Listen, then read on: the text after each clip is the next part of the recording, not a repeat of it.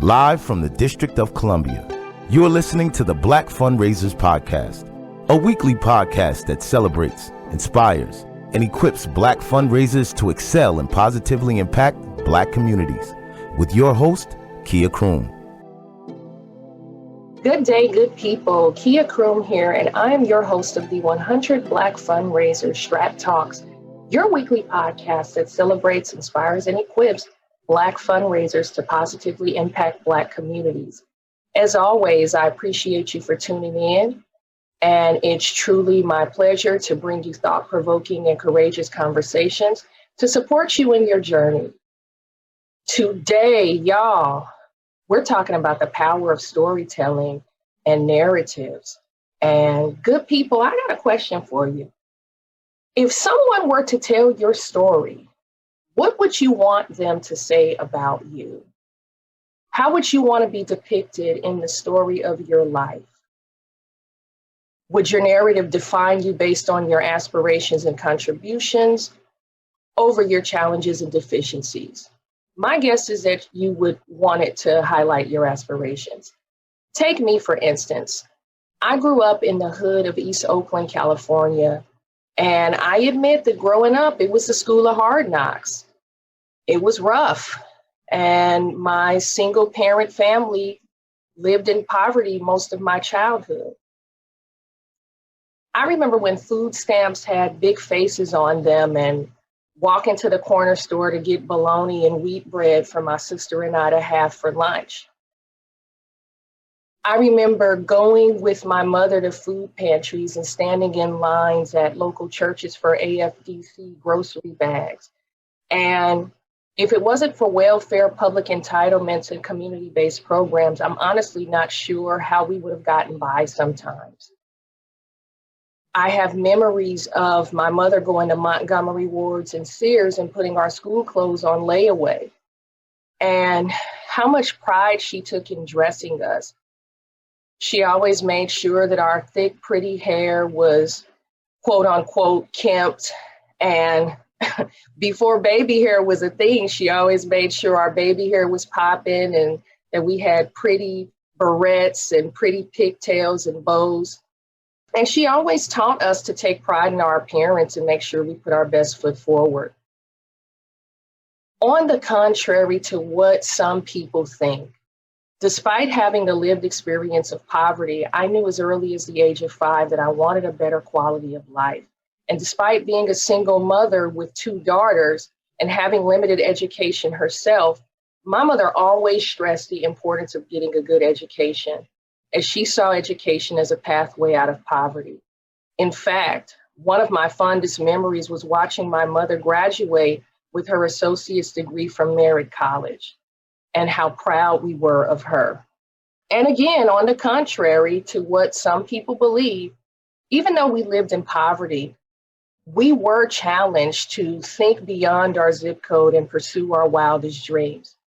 And my wildest dreams took me to an HBCU, the Clark Atlanta University, and beyond to earn a graduate's degree and numerous certifications at some highly sought out colleges and universities across the country.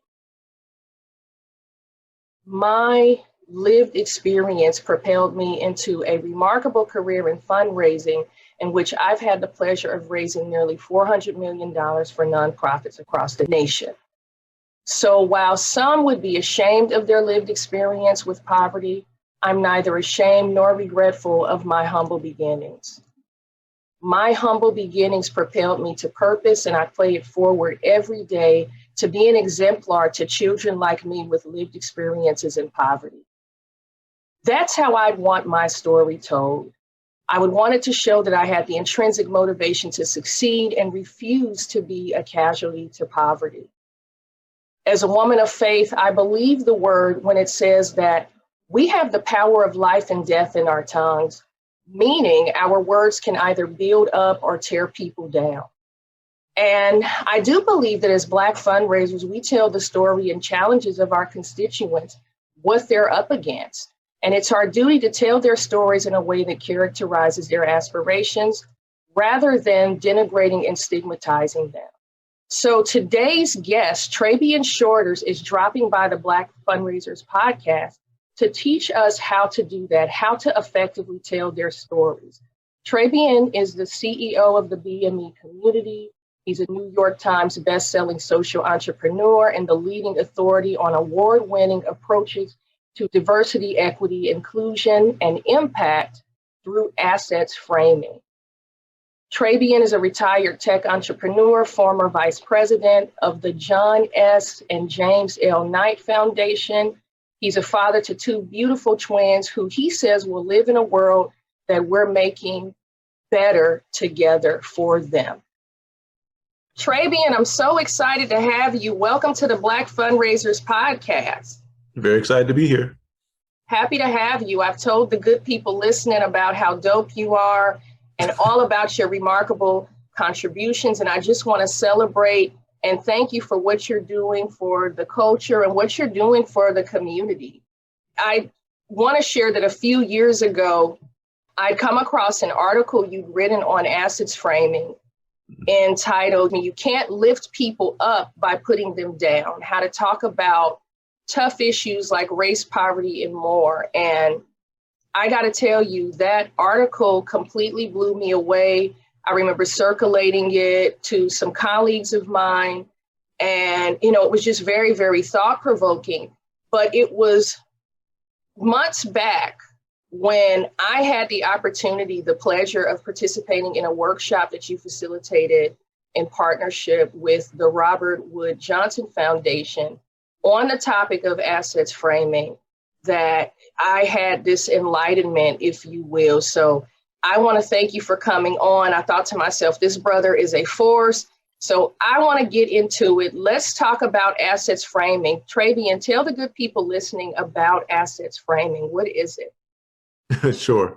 Asset framing is actually pretty simple. It is the idea that if you're going to engage people, you should do it based on their aspirations and their contributions, rather than the thing that gives them the least authority, autonomy, credibility in the real world. Give us an example of a deficits framing narrative. Yeah. So I don't know if your listeners are familiar with the concept of step and fetch it, but step and fetch it was a character in early film, this Black, befuddled, kind of shuffling character that became the symbol of that stereotype of the sort of dumb or ignorant Negro. But the character in the film industry was not actually dumb. He would just play dumb in front of white folk. He would use it as ways of getting out of work or as influencing the white folk to do what he wanted them to do by pretending to be this befuddled version of himself.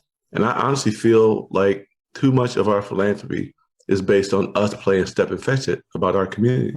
We have to describe ourselves in the least aggrandizing, the most potentially threatening, the most fearful or crisis-laden of terms in order to get people to respond the way that we think we want them to. And honestly, getting resources, gaining access, mobilizing people based upon your own degradation is a losing strategy, even when you win. In the training, I'd like to point out that asset framing is not about hiding problems. It's just about don't define people by them. For instance, the term at-risk youth got really popular and was used a lot, but at-risk youth doesn't actually tell you what makes the kid at risk. And in fact, saying at-risk youth over and over again, it just makes your brain associate the words at risk with the young person. So your mind starts to treat it as an identity rather than as, a set of conditions that are making the child at risk. We teach in the training that an accurate, other way of describing an at-risk youth in most cases is the word student, right? A student who lives in a community that's been disinvested in, who lives in a community that is over-policed, under-resourced, you name it.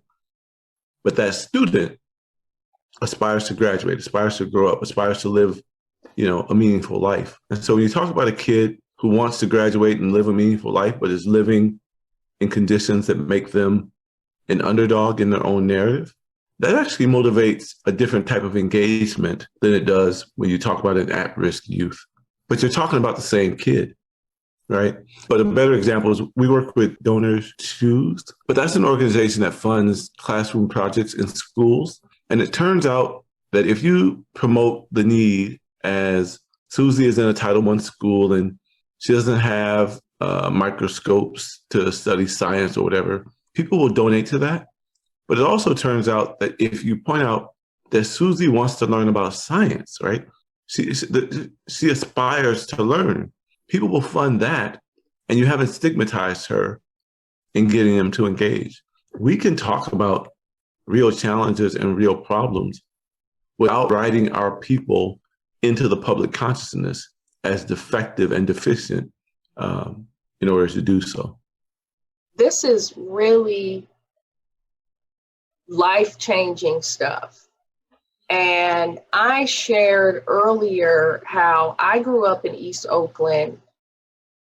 Classic story. I was the at-risk youth living in the over-policed, under-resourced community. And I talk about how, contrary to what some people believe, yes, I did want to learn. I was a zealous student. My mother, even though we were on welfare and we relied on public benefits and public entitlements and community service program, yes, my mother wanted me to go to college, and she talked to me about college, even though she didn't have an education herself. Although she went on to obtain an associate's degree, she shared how important that was for us and how that possibility was in our realm of possibilities, right? The prospect of earning a advanced degree, right? So this is really critical. And I want to hear from you as you share this approach of assets framing across the country, and you're talking to organizations and talking about the dangers of the deficits narrative. Are organizations embracing this? Yeah, well, first of all, your depiction of your hardworking, hard-striving, deeply loving, upbringing is, I don't want this to be heard the wrong way. It's common. Like, folks in our communities work hard. They care. They love. They protect. They strive. They contribute to each other. Like, that's normal in the places like where you and I grew up. And for some reason, the fact that that is normal is not understood, that we are doing all these things to protect our children against extraordinary circumstances, that we're holding hope together and holding the sky up, and that we're doing it all in these places that are, under-resourced, over-policed, and deeply stigmatized in the popular culture, right?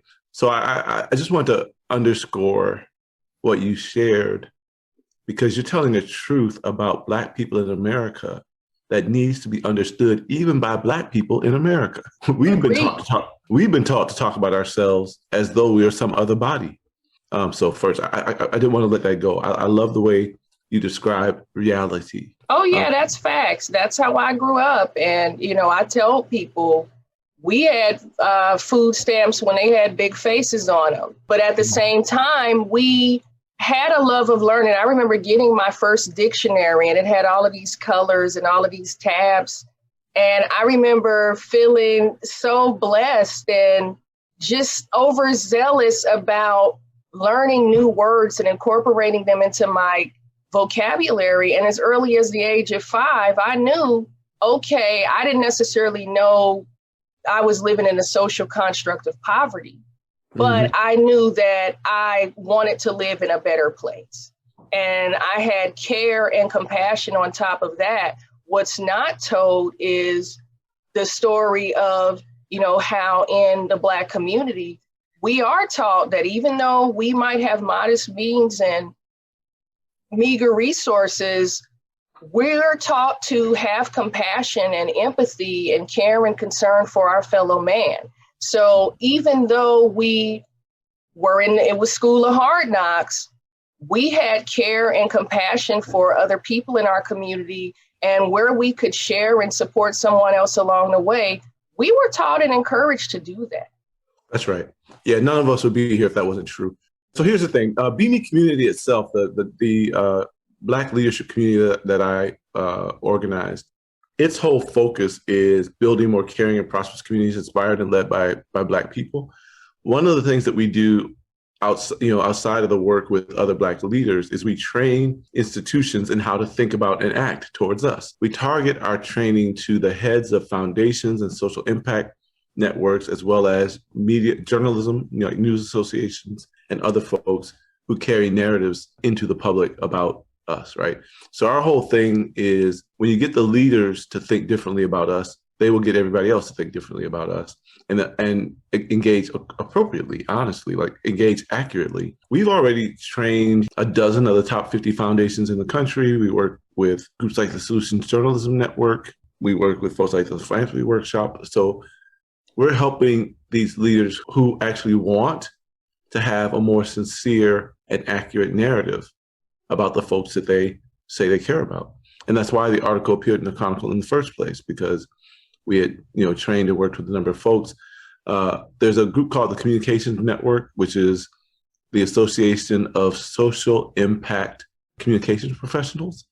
That group had been putting me on blast for a year before that article appeared, speaking at their conferences, talking to their members. So there's a movement for defining people by their aspirations and contributions. The simplest way to describe it is equity does not require you to stigmatize those who are experiencing inequity. You know what I mean? We can have equity without stigma. And so that's the movement that is forming in philanthropy. And right now, I would say, when you look at adoption curves, we're at the front end, right? Early adopters are jumping on board with this idea of equity without stigma. But I think you're going to see this in the next 5 years become even more normed. Because, as I said, we already have some of the leading foundations rethinking their approaches. Robert Wood Johnson, continues to work with us. Annie E. Casey, a number of shops that are very intentional and sincere about how they engage and motivate are still on board. So I want people to know this is a movement, equity without stigma. I get chills just saying that, right? Because this is a real problem, good people listening. And I've worked in environments where this is the type of narrative that we're purporting. Mm-hmm. And in having this reckoning, this enlightenment, and learning of the assets framing approach, my next question for you is, for Black fundraisers like myself who are listening right now and working in agencies, moving into deficits framing, mm-hmm. what are some things that we can do right now to promote a paradigm shift or provoke that courageous conversation around this, especially in cases where we may not believe we have the agency to really make the difference? If I could share with you a few links that you can use to even start the conversation internally, right? So I've obviously spoken on this in a number of places. There's a number of articles. And so just to get your folks internally to recognize that they can actually raise more money this way, right? I mentioned Donors Choose. I'm very proud to be on the board of that organization. They're amazing. But this shop raises a lot of money, north of $100 million per year, right, for classroom projects. And they found that when they asset frame compared to deficit frame, they actually raise more money.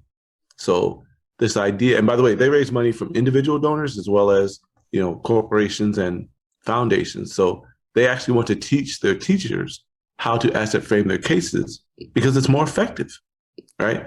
So those of us who are running around believing that we have to tell the worst, most dramatic, most denigrating story possible to get people's attention, you're just mistaken.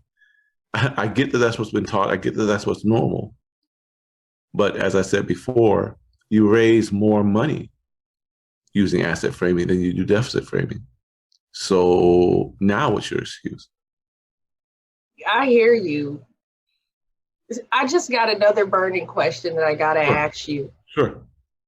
With your work with these institutional donors like the Annie Casey's of the world and the Robert Wood Johnson Foundation, I'm wondering what kinds of feedback, have you received any feedback from them in terms of how they're dealing with applicants or folks that approach them with deficits framed types of narratives?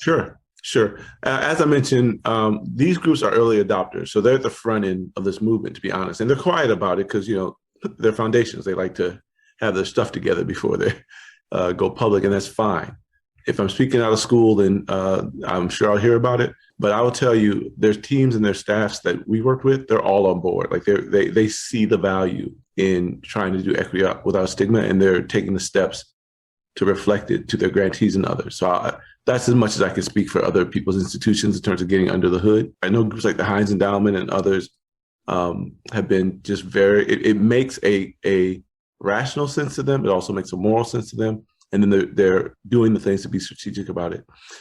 Groups like the Keenan Charitable Trust, which is also a partner, they've literally changed their grant application form, right? So instead of just being a problem-focused set of questions, they actually ask about your aspirations. They want to know what contributions you're trying to make through the effort, right? So that's a different way of even engaging their grantees in the question and the conversation. So there's a number of institutional funders who are literally getting under the hood and re-examining their public-facing wording, re-examining their processes, and the team. The staff always leads these things, and the leadership always is on board as well. And I love that there's genuine enthusiasm in a number of philanthropic spaces for equity without stigma. Equity without stigma. I love this. And that's really encouraging to know that the institutional funders are, albeit they're early adopters, that they're grasping this approach, this concept. And there's evidence that they're serious business. I mean, a classic example is I shared how I participated in a training that's right. Partnership with this institution. So that's really encouraging. And I really want us to get this.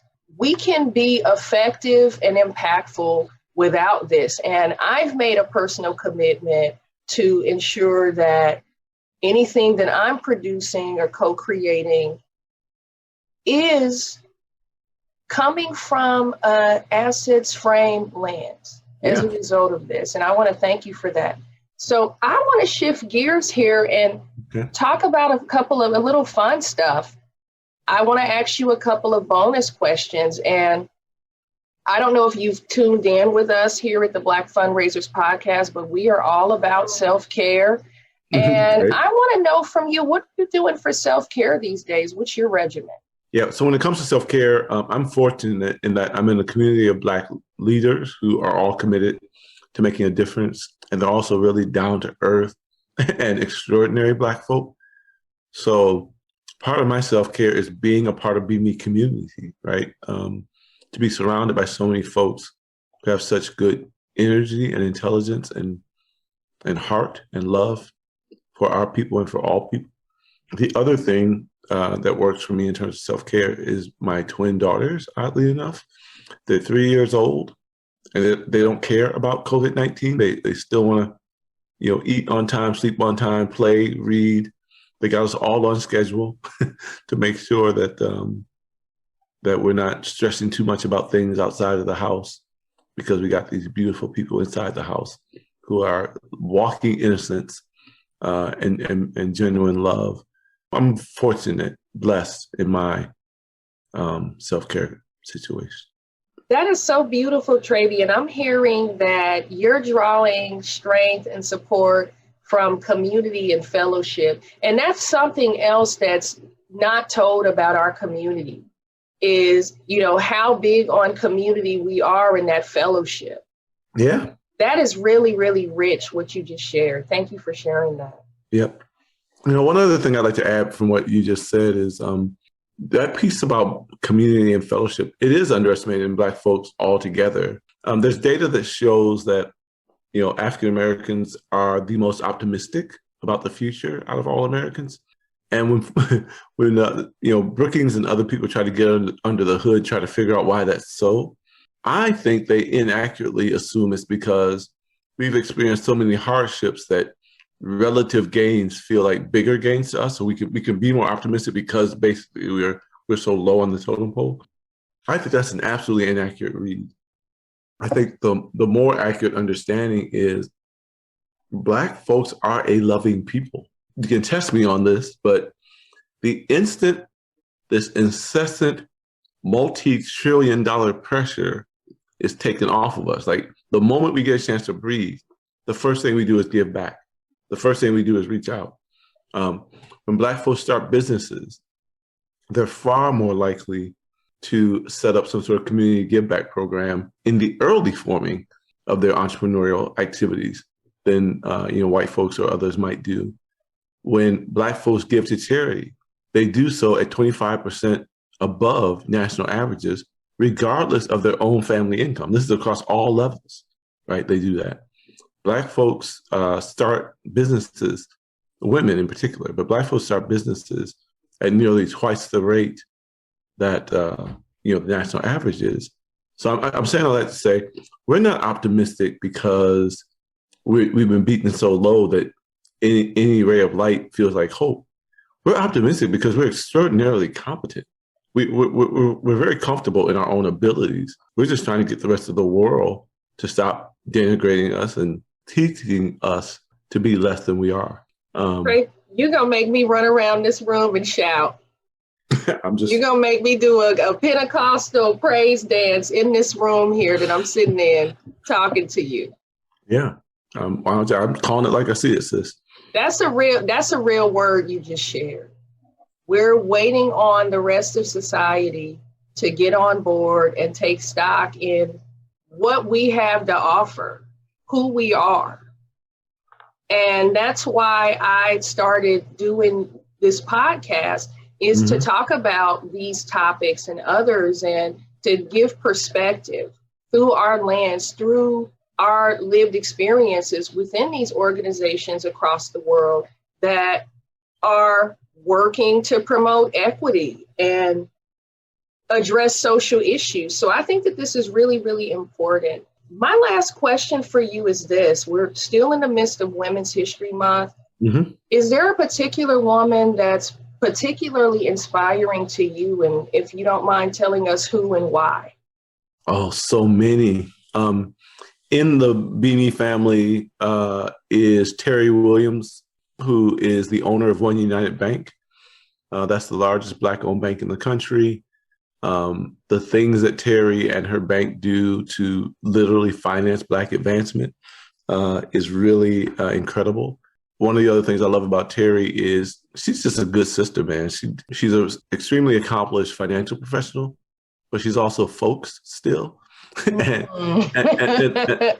the bank, One United itself lends to low to moderate income Black communities at 20 times the rate of, Chase or one of these other banks. And they do so, quietly, consistently.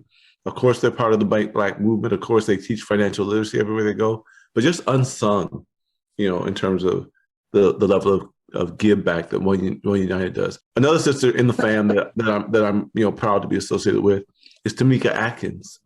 Tamika runs Pro Georgia, which is a civic engagement group in Georgia, but unsung. Her group back in 2018 registered and turned out 35,000 unlikely voters, people who would not have been on the voting rolls otherwise, and made a major difference in the campaign in 2018 and again in 2020. Because if you do the math, Biden won Georgia by 10,000 votes, 11,000 and some change. Well, Pro Georgia brought out 35,000 people who normally don't participate.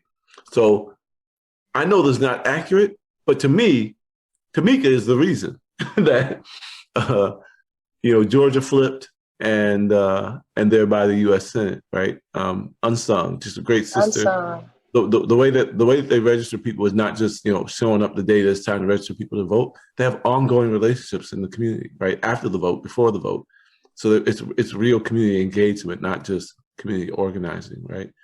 I'll just do one last one. It's not fair because I know so many. But Tanya Allen, former president of the Skillman Foundation in Detroit, about a month ago, she left that role to run the McKnight Foundation in Minneapolis, specifically because Minneapolis is where George Floyd happened, right? So, growing up and having a whole career in one city, she uprooted and went to where she thought she could make the most difference in the social justice. Just took on that role, about a month or so ago. So I'm sure we'll be hearing from her, in the years to come. But I know so many, and they're all part of the BMe fam. And like I said, I'm surrounded by people who love our folks and love humanity and are willing to put in the work.